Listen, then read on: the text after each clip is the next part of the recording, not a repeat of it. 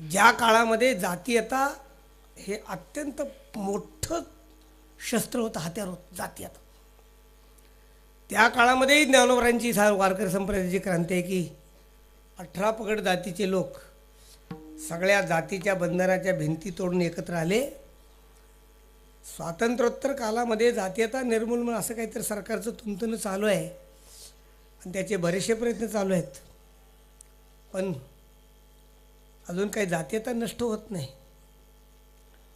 पण मनातून कधीच जात नाही, तिचं नाव जात. लक्षात ठेवा. मला प्रमाण तुम्हाला देणार आहे की ज्याच्यामध्ये वारकरी संप्रदायाची जात कोणती आहे भाऊ? आम्हा भाविकाची जाती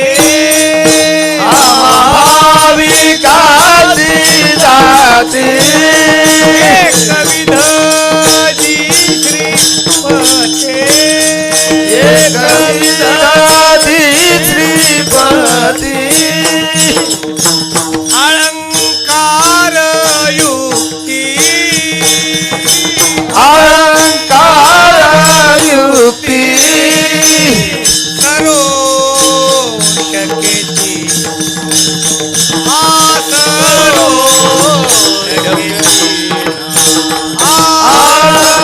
आसरोषकेची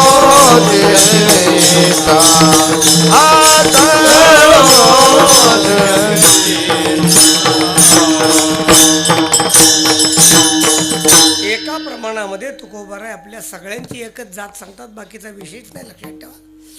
म्हणून मी सांगितलं की वारकरी संप्रदाय अशी क्रांती करणारा संप्रदाय आहे की ज्या संप्रदायामध्ये जात कधी मनामध्ये येत नाही. आळंदीमध्ये आम्हाला जे लोक कीर्तन सेवा देण्यासाठी येतात, अजून त्यांना आम्ही असं विचारलं नाही की तुमच्या गावात समाज कुठला जास्त आहे, आणि जे आम्हाला कीर्तन सेवा देतात त्यांनी आम्हाला कधी विचारलं की महाराज तुमची जात कोणती. हे वारकऱ्यांचं वैशिष्ट्य आहे. दिंडीमध्ये चालताना दिंडीचा मालक जे टाळकरी आहेत त्यांना कधी विचारत नाही तू कुठल्या जातीचा आहेस, आणि जो टाळकरी दिंडीमध्ये सहभागी होतो तो मालकाला विचारत नाही की तुमची जात कुठली आहे.